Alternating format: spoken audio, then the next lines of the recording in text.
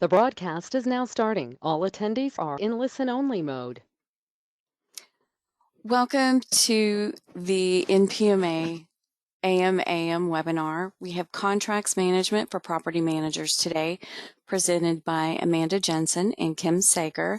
My name is Lisa Williams. I am on staff with NPMA. Just a couple of things before we get started. One is that CEUs will be available for active NPMA members. You will find those on your learning transcript in April, and you'll receive an email to let you know those are available. Second thing, the slides for this presentation are that we have the PDF in the handouts tab of your GoToWebinar control panel, and I will also include a link to these slides in the email that goes out to attendees about an hour after we end this webinar.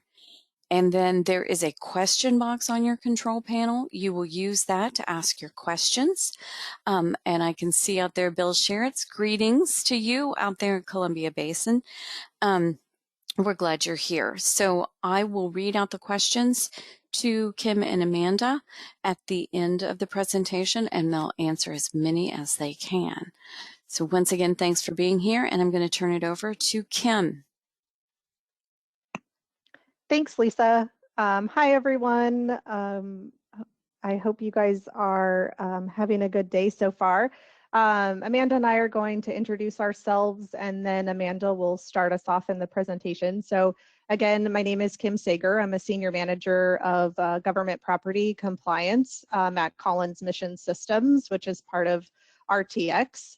I have been with the company for almost 17 years this coming August, and have worked in a variety of property elements near and far and in between over my time, and so looking forward to talking with you guys today.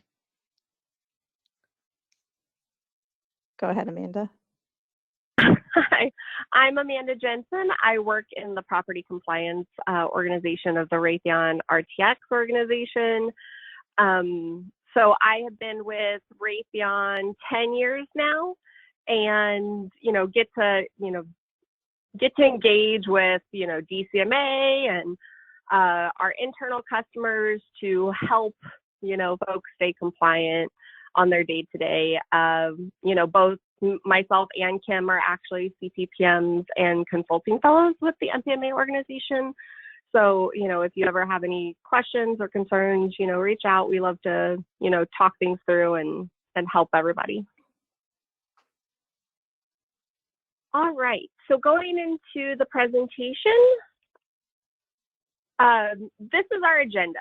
Really what we're going to be talking about is, the contract basics. What do you as a property manager need to look for?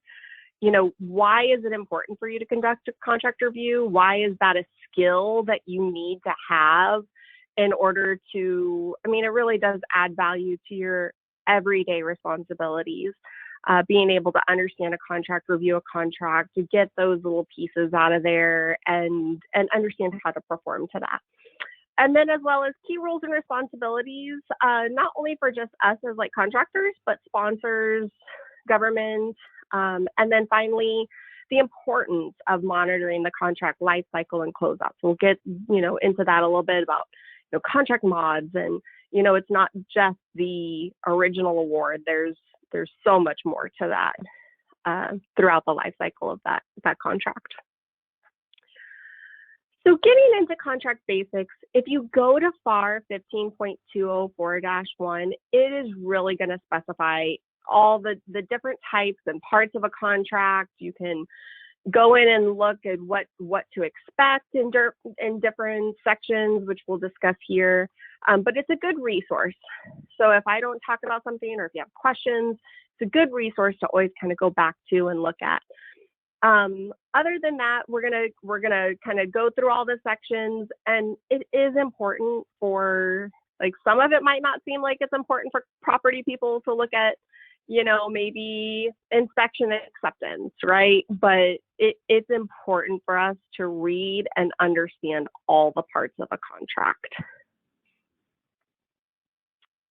Section A. So starting out with that, so I wish we could have a good visual, but if you go to the FAR or if you look up contract award solicitation documents, this is that very first page that you sort of see on the award. It's got, you know, all the little block boxes. It'll tell you your solicitation number, your date of issuance. It'll have number of pages, the addresses for the different players, DPass ratings, cage codes. So kind of all that just general information that you would need to know right up front. Section B, that's when it gets a little bit more into like the services and prices. So what I see mostly is the CLINs, so the contract line item numbers or the ELINs or the SLINs, whatever whatever kind of contract and however deep it goes into all those it's really going to tell you kind of just a general idea, right? It's going to say something like engineering services, or it's going to say a part number in which you have to deliver and a quantity, and it's going to have those costs associated with it. So sometimes it doesn't get extremely detailed in this section, but it should at least have, you know, that brief description, the quantities, the costs, so you have an idea of what is going to be required as a deliverable on that contract. Section C gets a little bit deeper, right?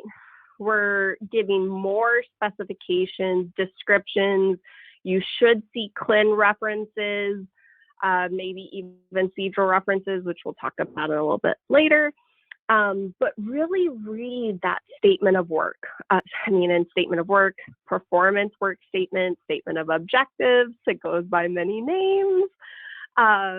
But this is where some of those, you know, disposition instructions, inventory requirements that might not align with your current inventory processes, like that's where some of these might, kind of be hiding away in. So it's really important to read that statement of work and understand, hey, do I have any property reports that aren't procedural? Different things like that, and make sure you're on top of the different requirements in there. Still on part one, section D, packaging and marking. This is where you're going to have details regarding like, what am I supposed to package? What like marking requirements? They might come in the form of like ASTM standards, mill standards. So having that information, especially if you're kind of that property person that does the entire life cycle, this is really important to make sure that you're packaging, marking, preserving that property appropriately. Section E, so think like who is inspecting those assets, like the location it's going to be inspected as, reliability requirements, who can accept that inspection, those types of things. Section E directly goes to like those CLINs, right? So you're going to see like the CLIN, and then you're going to see like when it's going to be accepted by who, location, those, and it's all going to tie together. Section F, so deliveries or performance. So more CLIN details are what you're going to see here. You're going to see CLIN details, especially like period of performance and delivery dates. That's huge in regards to making sure like, okay, what type of property am I going to be delivering at this moment in time? It can help you be a little bit more proactive in what's going to be going out the door, right? And then we are going to talk about contract modifications. I'm not going to get too into it, but definitely look for POP extensions. That you'll see those period of performance extensions throughout the life of the CLIN and the contract through those contract modifications. But they are really useful, especially if you're trying to be a little bit more proactive. All right, section G, contract administration data. So this is anything, like anything extra, like any information that the customer wants to relay, accounting, like appropriation data. It'll kind of say like what finance and what like liquidation payment requirements are in there. Section H, those are the special contract requirements. So those are things that might not be included in Section I, which we'll talk about next actually, but it would be, you know, kind of those, sometimes I see like special Navy clauses or Air Force clauses that will be placed into this section that'll have different requirements or things that aren't really called out or specified in the clauses that we're used to seeing, I guess, from a FAR perspective. And one thing to really note is to look for the rent for use agreements in this section. So they will hopefully identify what you have rent for use agreements on, whether it's a specific list of property, whether it's, you know, from contract to contract. You should find that in this section as well. All right, contract clauses. So these, Section I is a little bit interesting. When you first go to Section I, you should see kind of like a laundry list of clauses from the FAR or, you know, NASA, DOE, like whatever that contract is, you know, supporting, you'll see a list of those clauses. And then some clauses are written out in full text. So it'll be the entire clause copy pasted from the FAR, for example.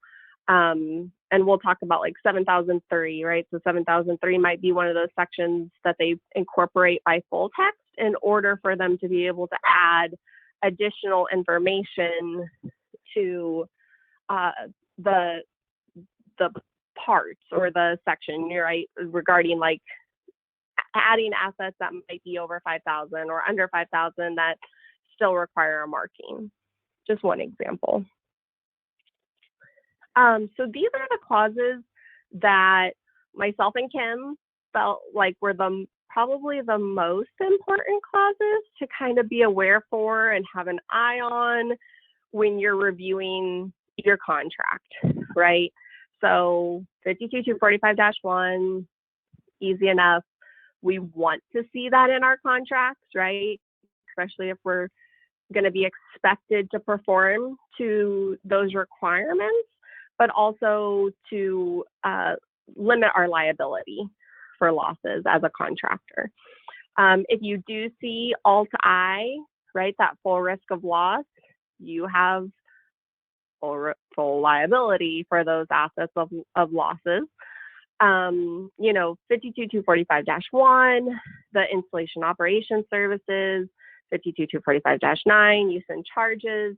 You know, we're getting more into, you know, rent for use and do you have that allowability?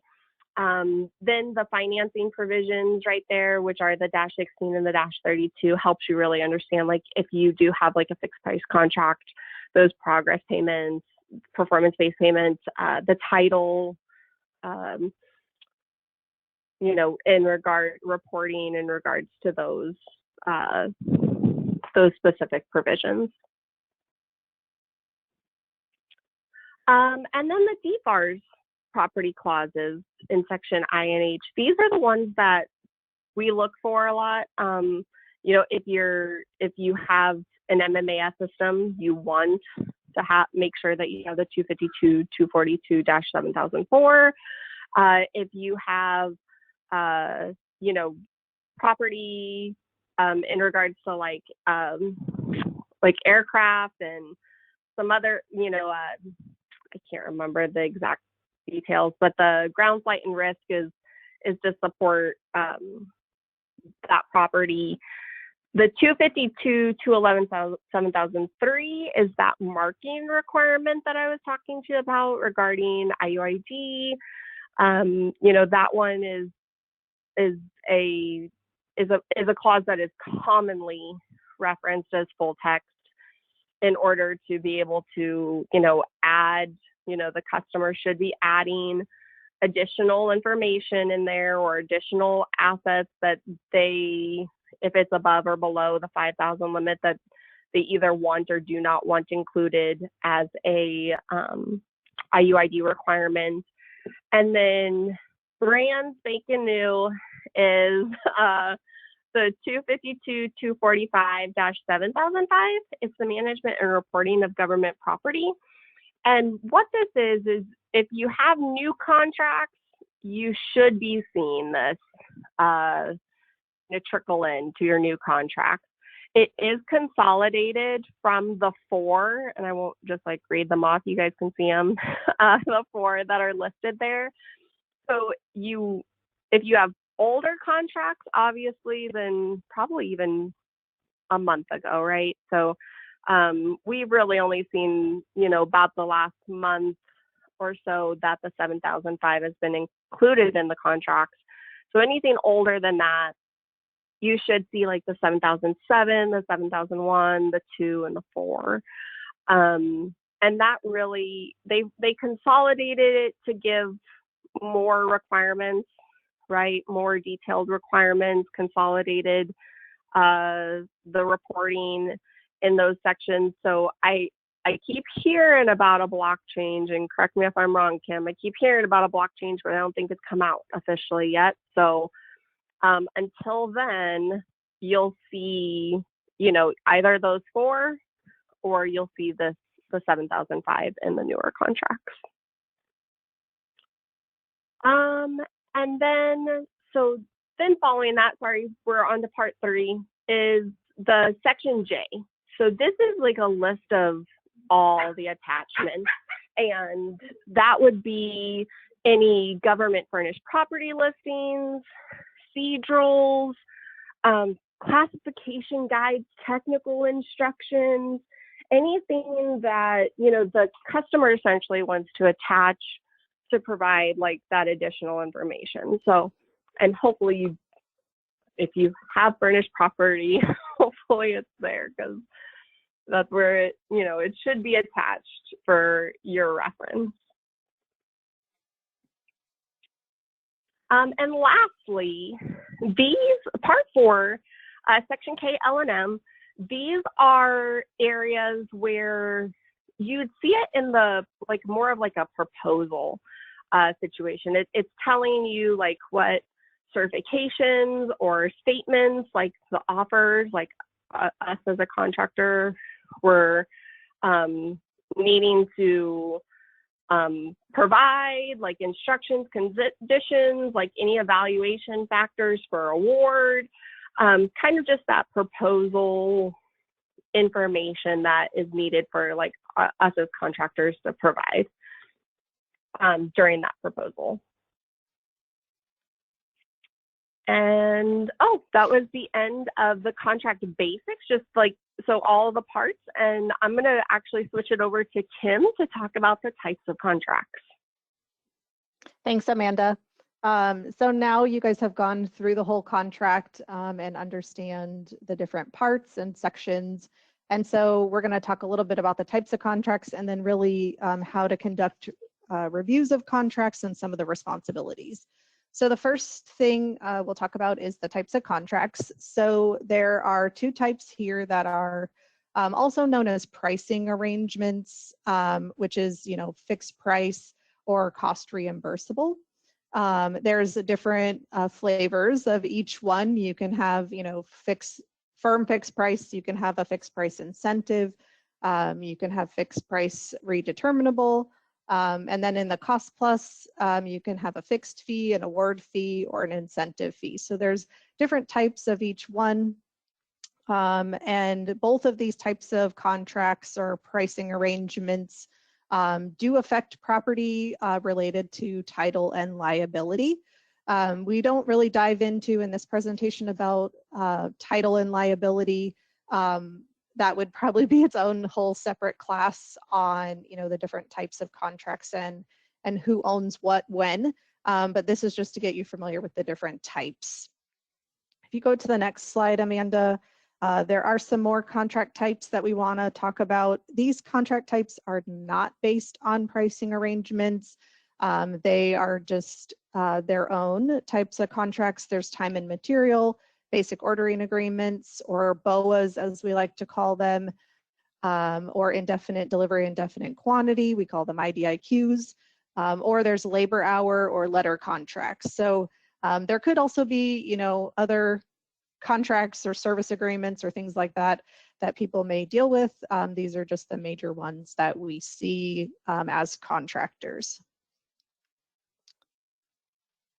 So really conducting a contract review is one of the, you know, big things that we want to talk about, and you know, major aspect and role of a property manager. Everyone should be reviewing their contract, knowing where to find them, and then being able to read them is really important, because there's lots of different aspects, you know, that Amanda just went through all the sections that really do impact property. And so when you're conducting a review, you want to make sure that all the applicable clauses are incorporated in the contract. You know, ultimately, we want to review contracts up front before they're awarded. Sometimes we always don't get that opportunity. So when, you know, as soon as you can get your hands on that contract, you want to read it and make sure what clauses are in there. Am I liable, full risk? Do I have limited liability? You know, and, you know, understanding, again, like Amanda just talked about, what clauses are in there, and, you know, are there marking requirements and things like that. I talked about the loss provision. That's a big one that you want to understand right off the bat.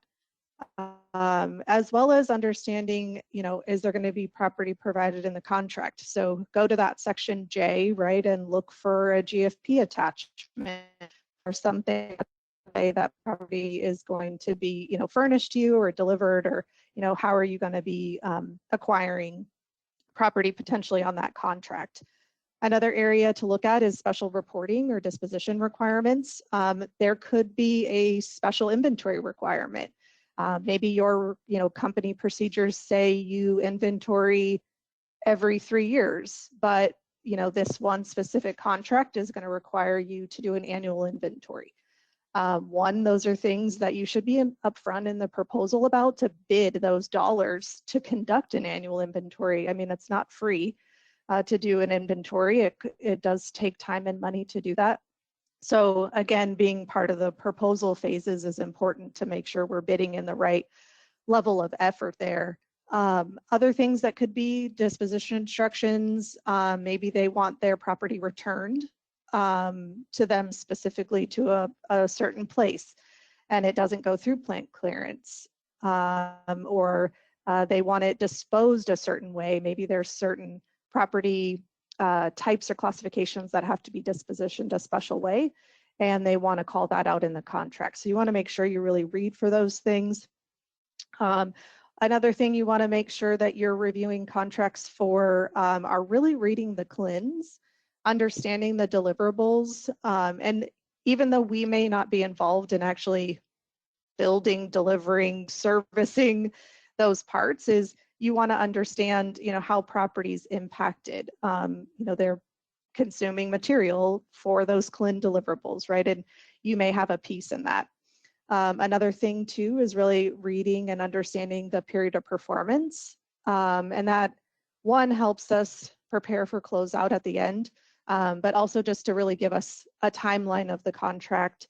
And as I'll talk a little further too about, you know, paying attention for contract modifications, is, you know, they can extend that period of performance, which would then extend our jobs of managing the property through that life cycle. Go ahead to the next slide, Amanda. So here's some roles and responsibilities of contract management, and we broke it out by the contractor's roles and responsibilities, and then the sponsor or government, you know, who's the customer, and their roles and responsibilities when it comes to managing a contract. So on the contractor side, we want to review contract proposals, terms and conditions, right? Really make sure that we have all the right things in there for us to be able to manage their property, they being the customer. We want to validate the accuracy of GFP attachments, right? We want to understand what is serially managed, non-serially managed. We want to ensure loss provisions are appropriately flowed, and make sure there's no gotchas there, right, that we understand, as well as property title and ownership requirements. We want to understand if there are special reporting requirements or disposition requirements, and then recognize any acquisition authority threshold requirements if they've put anything in the contract. So again, really our responsibility is to just really understand the contract and what was in there and be able to perform to it. Now, the government or customer side of roles and responsibilities, I mean, ultimately they award the contract. They provide oversight on the contract and ensure that the contract's executed to how they wrote it. They ensure CLINs exist for expected property deliverables, right? If they expect us to deliver property, they should be putting it on a CLIN. They should be providing and updating throughout the contract GFP attachments, and then provide contractors with appropriate disposal language if they want it to go anywhere special or just go through PI. And then they are also responsible for issuing contract modifications as needed. So again, we've talked about period performance extensions. They will modify a contract to transfer property from one contract to another, or potentially add a CLIN or an option or something like that throughout the life of the contract. That's where those modifications come in. If you go to the next slide, I want to talk about the contract life cycle and closeout. So this slide really talks to the life cycle of a contract. So it's important for us as property managers to continuously review the contract. You don't just want to review it at award and then file it away and never think about it again. You want to be sure to, if you can, be put on distribution with your contracts team for any modifications that happen throughout the contract, because then now you're in the loop when things take place. If there's extensions or transfers or updates to GFP attachments, that you're in the know because you're on distribution for those contract modifications taking place. There's different types of contract modifications to look out for. So this is a few. I'm sure we didn't capture all, but this is some of the major ones: is transferring property, updating GFP attachments, period of performance changes, adding CLINs or deliveries, and changes to any clauses, terms, or conditions. So it's just really important as you go through that contract and through its life, while you're managing their property, you also want to be reviewing that contract. Go ahead to the next one, Amanda.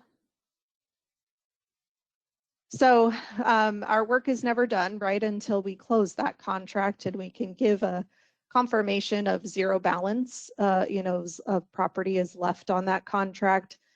And there's really some key factors that help us be successful in property closeout. One is, reading the contract for disposition instructions, knowing up front, how are we going to, disposition all the property off so we can get a zero balance. Reconciling inventory and reporting loss, ensuring all property disposition is carried out on time. Part of our 52245-1, Part J, is requirements and specific timeframes on dispositioning property. So making sure that that's done on time, and that property's transferred to a follow contract if that's required. So there's a few ways you can, disposition property. You can either put it through plant clearance, you can transfer it to another contract, and hopefully you didn't lose it, because that's a choice too. Returning stuff to a customer is also a disposition instruction if they wanted it shipped back to them. But being proactive in these things really does help us in contract closeout. Contract closeout can be a daunting task for folks if you have a lot of property and you waited till the very end and now you have to close the contract. Do your best to be proactive. If you're reading your contract, then you should know when that period of performance ends. Start early, do the inventory, ask people, go screen the property internally and understand, what the programs or internal people, what their thoughts are for where that property is going to go. Is there a follow-on contract? Are they, going to be done with that effort, and all the property is going to be dispositioned or returned to the customer? Ask those questions up front. Don't wait till you get that closeout notice and now your, clock starts ticking that you have 60 days to get stuff into disposition. Just be proactive. I've always just stressed that as much as I can. And anytime we talk about contract closeout. Okay, go ahead, Amanda, forward. There's some key takeaways that Amanda and I wanted to make sure, and I feel like we've said it all throughout the presentation, but if you take anything away today, be proactive and be involved in the proposal of the contract. It's not an easy task to do that. Really, property needs a seat at the table. I think we've said that in a lot of presentations. A lot of speakers say that is, get a seat at the table, be involved. It really is important, and it really does help property go more, smoothly through the process and through its life cycle. If you're aware and involved up front and all the right requirements are in there to begin with. Know your contract, and again, don't just know it at the beginning, know it throughout. Make sure you're on, distribution for regular, contract information. Stay in contact with your contracts folks. They are a very important functional organization that you should make friends with your contracts folks. And then again, be proactive in the contract life cycle. Don't wait till the end. I just talked about that in the last slide. Is, dispositioning property can take some time, and it takes time for programs to make decisions, even on what they want to do with the property and what they need or they don't need. Sometimes, and especially if they have a lot of property, it's going to take them time, and because also the contract closing isn't their only task, right? They're probably still trying to deliver on the contract and build and, do things. And so it's not going to be their first task. So really make sure you give them some time and help them through as you can, answer questions, and, just be available because you should already know the requirements of the contract and what's happening, right? So you're now an advocate for that contract, and you're a good resource for the program to answer questions. And speaking of questions, I think we're at that time, and I think we've given a good amount of time. So I don't know, Lisa, if there's questions or not. There are questions. Are you ready? Before we get started, yeah. Just 1 second, Amanda, will you just click to the next slide? Because I think it has our contact information on there, and just want to put that up there for folks. And, let you know if you guys ever have questions outside, or if we can't answer something. Amanda and I are here. We are very active parts of MPMA also. So if you just have an MPMA question outside of, this presentation question, we're here, and here's our contact information. So, okay, Lisa, all right, we're ready. There's one question right now. That doesn't mean we'll stick with one. How often do you actually see disposition instructions in the contract? I think we could both answer that, because we work for different parts of the same company. Honestly, not very often, whoever asked that question. I've seen it probably a handful of times, I guess I would really say. And it was more specific instructions that they wanted things returned to them, specific items, and shipped to a specific location.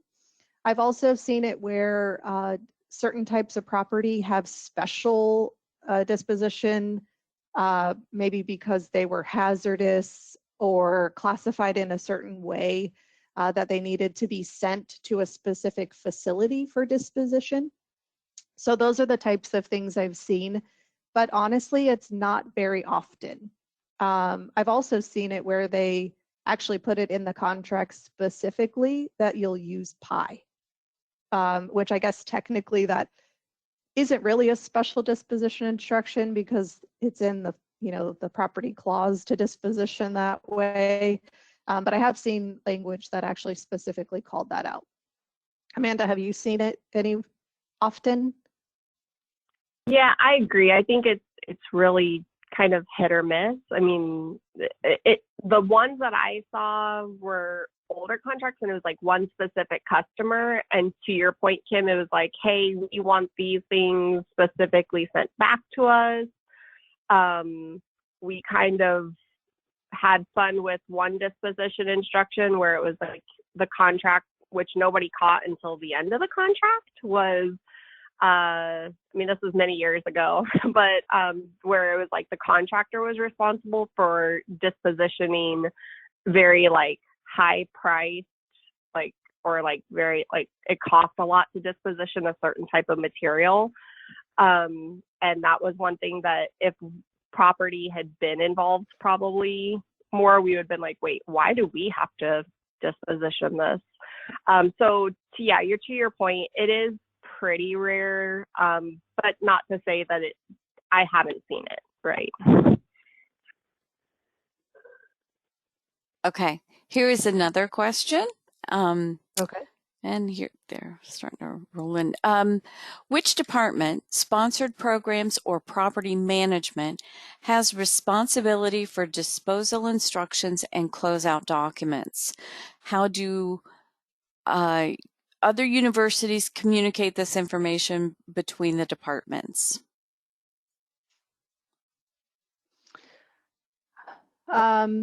So, sorry, Amanda, where are you going to go? Oh no, I was going to ask if it was if I caught that right and it said universities. This person did. They asked that question, that how do other universities communicate this information between their departments? Okay. I mean, Amanda and I do not work for a university personally, but I don't know how different it could be between like the different departments at a university. But for a contractor, that works with, the government on a regular basis, I think it depends on I think everyone plays a part in the disposition of the property. I mean, it also depends on what functional organization your disposition falls under. I can say at some locations I've seen where property management is responsible for the items get sent to them for, plant clearance. They actually submit the cases. They physically work with the plant clearance officer and the people to do the physical demill. They watch the scrap stuff get put on a truck. And in other organizations I've seen where that is done by maybe logistics and not property management specifically. So I hate to say, it depends and it's a little gray and, you got to just know your organization. But because everyone does play a part. I mean, ultimately property should be the ones relating the record, but they may get the information from, again, let's say logistics and the plant clearance officer. They all communicate and then understand and put the paperwork where it needs to go and update the record. So I think multiple people play a role in actually getting rid of stuff, we'll call it. Okay. And just to kind of button that one up, at Stanford, the Property Management Office monitors period of performance of sponsored awards, contracts, et cetera, and they initiate, communicate with the principal investigator and department property administrator. PMO is the liaison with the sponsor or ONR for disposition instructions. Once done, they inform the Office of Sponsored Projects. Okay. So well, thank you, whoever's on from Stanford. I did rattle a few names, but thank you. Yeah, thanks, Yvonne. If it wasn't Yvonne, is who's on the line? Thank you. We'll just turn that one into a game. Okay. The next question is, our J attachment for our contract is awful. Where can I go for guidance as to what all information should be on this attachment to help make it easier for us? So, it depends on your contract. So when you're looking at your award, it should have a section J and it'll have like a laundry list. So like, for example, a contract I was reviewing actually this morning, it was, it showed, the Seadrels, like the exhibit, like I had an exhibit A for Seadrels, an exhibit B and C for something else. And then it had attachment 1, 2, 3, 4, 5, 6, 7, 8, regarding like, my GFP attachment. I had technical instructions on there. Trying to think of what else I had, but classification instructions, like they wanted certain things classified a certain way. It was like a guide. So your contract should say like what they are including. If they are like issuing Seadrels and then they don't have it as an attachment, that's obviously an issue, right? You have to be able to see your Seadrel in order to perform to it. I do see sometimes where they will put into the contract like, hey, like GFP attachment, and then when you scroll down onto the next page, it'll say see EDA or see Pi. Get access to Pi, go into Pi and look at it. I don't think that's necessarily always the right way, but Pi is another resource that you could like pull your GFP attachment out of. Kim, do you have anything else to add to that? I'm trying to think of all the situations I've seen. Well, I guess to try and answer the question of my part J is a mess, I don't know if it's just like confusing to read, or they're just throwing a bunch of stuff in there and it's hard to interpret. Like if you're looking for a best practice of what a section J should look like, that might be hard to point you to like a specific resource or tool outside of reading more in like FAR Part 15, if it would give any more information or examples. I just don't know if there's really examples, or not that I really haven't searched for any examples, I'm sorry, on how to clean up a Part J outside of maybe just working with your contracts administrator on internally with your company, and seeing if they can help get it organized, and provide some structure to it.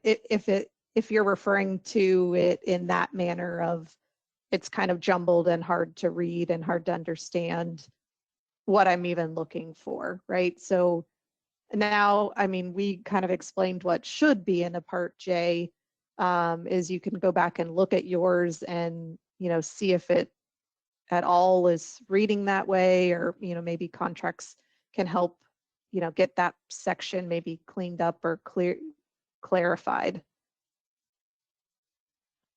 Okay. Another question regarding the possible block change for 252.245-7005. What about much older contracts that don't have some of the earlier DFARS clauses? Wouldn't that impose requirements that were never priced or negotiated? I think it absolutely could. And I know the clause is, brand new. Tom just talked about it in a whole presentation recorded on, for Asset Management Month for you guys to go listen to. And I think there's more presentations coming at NES about it. But I do absolutely think that it would, a block change, will impact a lot of people, because at first, everyone thought it was just on a go forward. Now there's been talk about, it could go backwards. And, some of the requirements, even for not super old contracts that don't have even, the old clauses is, people are seeing the impact potentially that could come even on a contract that's 2 years old. So it would absolutely impact an older contract, say, 10, 15 years ago, and your contract's still open. It would definitely impact. And, the advice I feel like we can give, right, is you need to understand the requirement. You need to understand what your system can do currently and what it's going to take to update or modify or, change process for you to actually be compliant with the new requirements, and then start to communicate with contracts and let them know this is what it would take. This is the cost, and so that they can understand that impact and they don't just go say, oh, okay, let's block change, and now you're stuck, right, in not being able to comply with what's going on. And then people come to you and ask you, it maybe things need to be rebid or negotiated in order to accommodate. I don't know, Amanda, if you have any other comment or on that, but No, I agree. All right. Next question. Have you seen a contract that is administrator DCMA and certain management tasks retained by the procuring agency?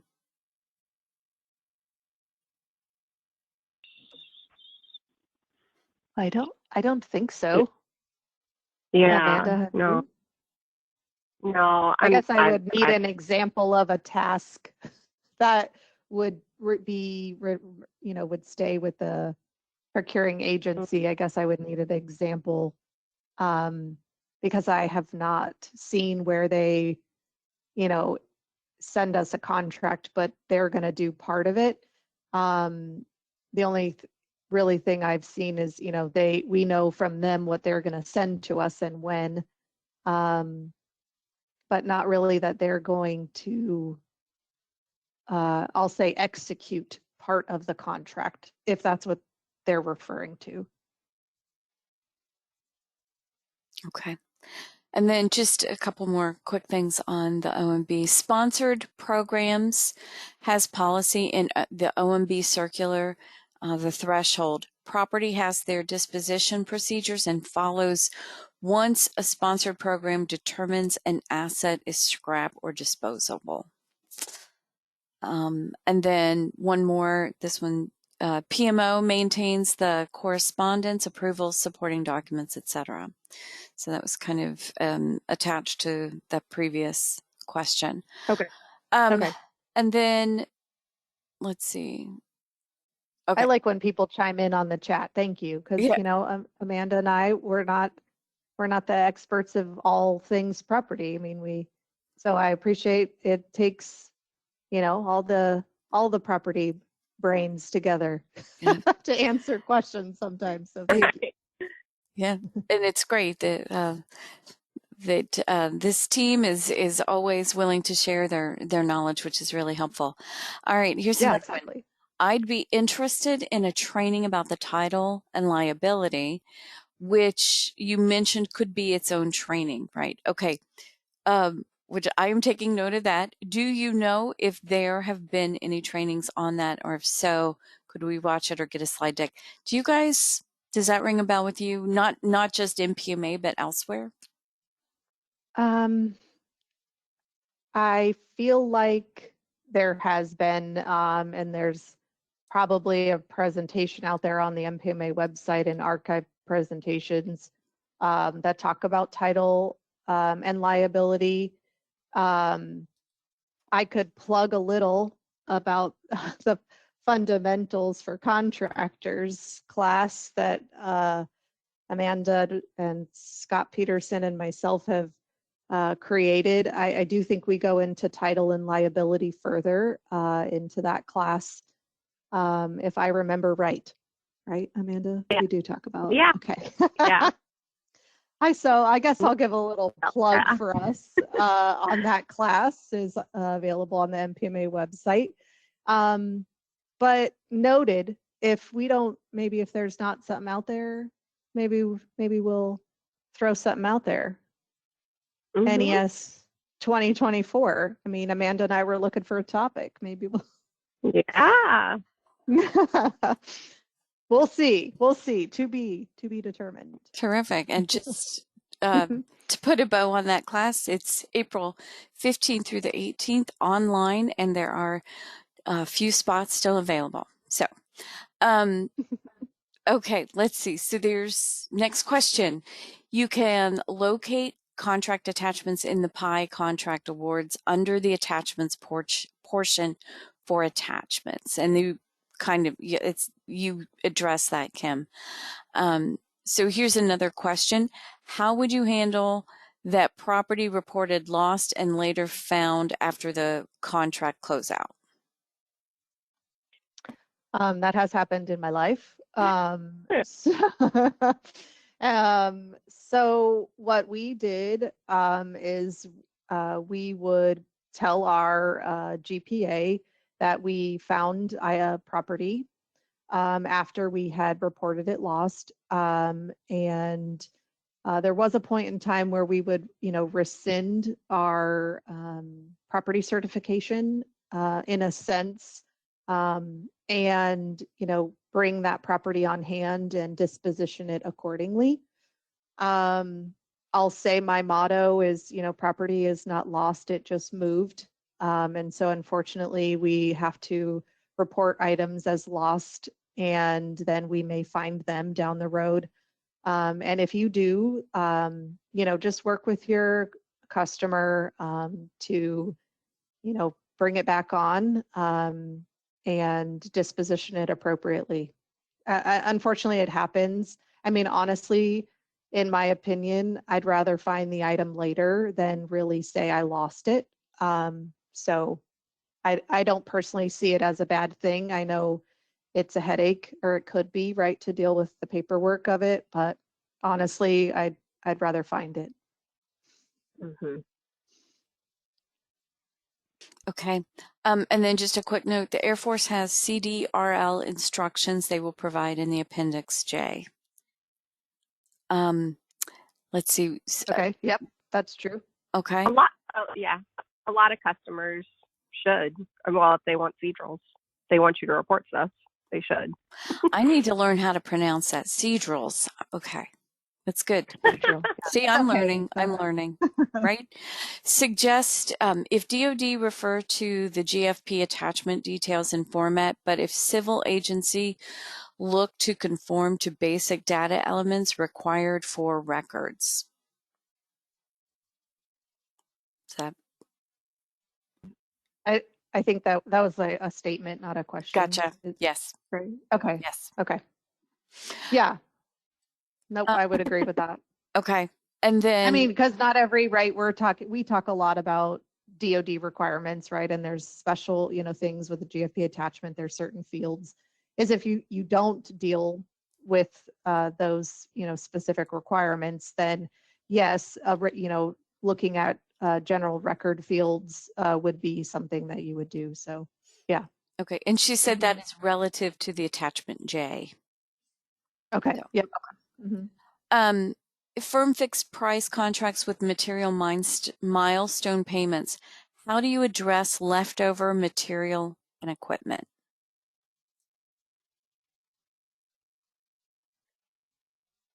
Amanda, do you want to take this one? It depends, right? Leftover as in, I guess, when you're talking about like liquidating all, yeah. Right, like at what point, right? So were they a deliverable? If they weren't, a deliverable, if the customer truly doesn't want them, are they allowing essentially that they're going to become contractor owned? Like, is title transferring to the contractor at the end of the contract? Do you hold on to them till to the end of the contract? Do you want them as the contractor? Do you not need them? Do you disposition them? I mean, regardless of if all the payments are liquidated, right? Am I saying anything like too crazy, Kim? I mean, I just feel like there's so many situations that I think the big one. Yeah, I think the major one that happens is, you get to the contract closeout, they've liquidated all the payments. And so technically it's contractor owned stuff, right? And then do we have to disposition it or scrap it out as company owned, or, do we keep it? And now it's ours, because we paid for it technically, right, in the fixed price, um, pricing arrangement. So.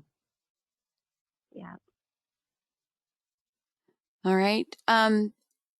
Another question, respectively, how many government property employees do you have in your sections and divisions?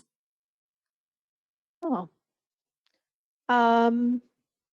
Personally, I am in an organization, there's about 30-ish of us in our division. And then we do deal a lot with, we call them like dotted lines. So there's, property folks who might wear multiple hats, and, property's not their only job, and they report to maybe a different functional organization. We have sites that just have points of contact like that. But in our property organization specifically, it's in the 30s. But I'm not personally responsible for those folks. My team, I have about, I think there's 8 on my team.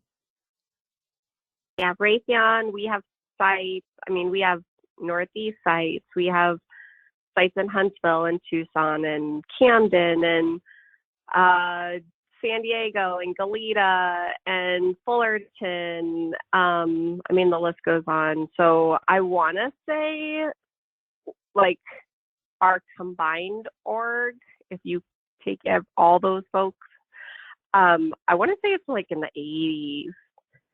Mm-hmm. But also, I'm not that like high level, guys. But I'm not like that manager person where I know all the things. Yeah, good question though. I mean, it's fun to know. Yeah. It's a fun question, I guess, to know different organizational sizes. That's why I like to go to NES and network and talk to other companies and property folks, and talk about what's your org size and how big are you, and everyone does different things based on kind of your property size and how much you manage too. So fun question. Mm-hmm. Yeah. Excellent. One more here.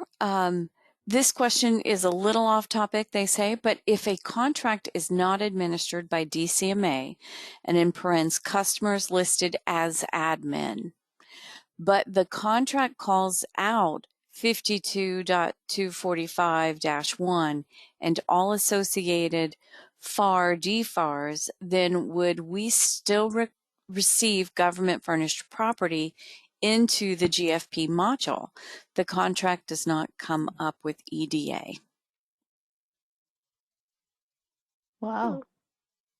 That's a I great wonder question. if it's like, do you think it's almost like an OTA or something, Kim? Like maybe,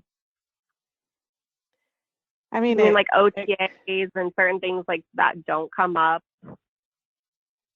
Yeah, I mean, I guess for me, it's kind of what cage code, and does this customer, is it still assigned to a cage code, right? Because you do things in the GFP module and PI really related to what cage code you're associated to. So, I mean, there's potential that if it doesn't come up or is administered, in the GFP module, you would still manage your contract to the clause, but you would have to disposition in another way, or report losses just directly to the customer, not through PI.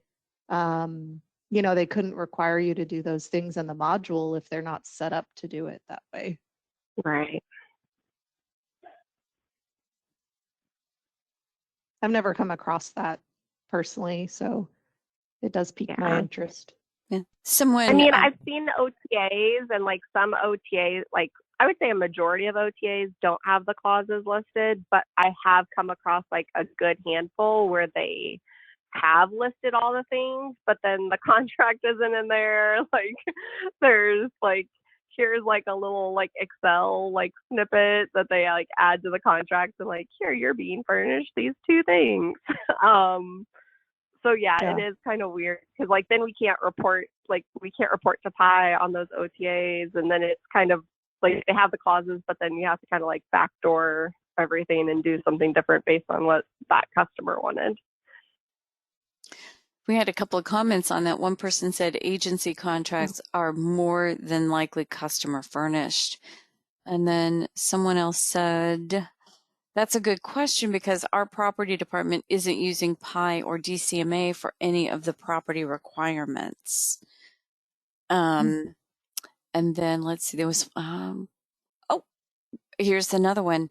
We have customers that admin their own contracts, and we manage the GFP attachment via the GFP module in PI for our clauses there. Those of you who are dropping off, thank you for attending. You will get an email in about an hour after this event. And then there was one more. If the question is from a university, oversight for federal awards, regardless of type, are generally delegated through HHS or ONR. The ACO or GPA there can direct the use of PI, though it's rare. Okay. Yeah, thanks. Thanks everyone for the comments. I appreciate them. Yep. And then there was and thanks again for letting us speak today. Yeah, well, and thank you so much. There was just one Yeah. more. It said Doug sorry, Lisa, go ahead. Doug often mentions contract types followed by the word negotiated. Does the contract award state somewhere that it was negotiated? Wow, I don't know. Good. Okay, that'll be our I last. want to pull up. Still sharing my screen. I can't like pull up my contract to look, but it might be in section like that front page. I don't remember off the top of my head.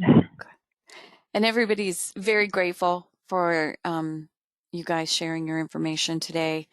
Very helpful. So thank you once again, and thank you for speaking.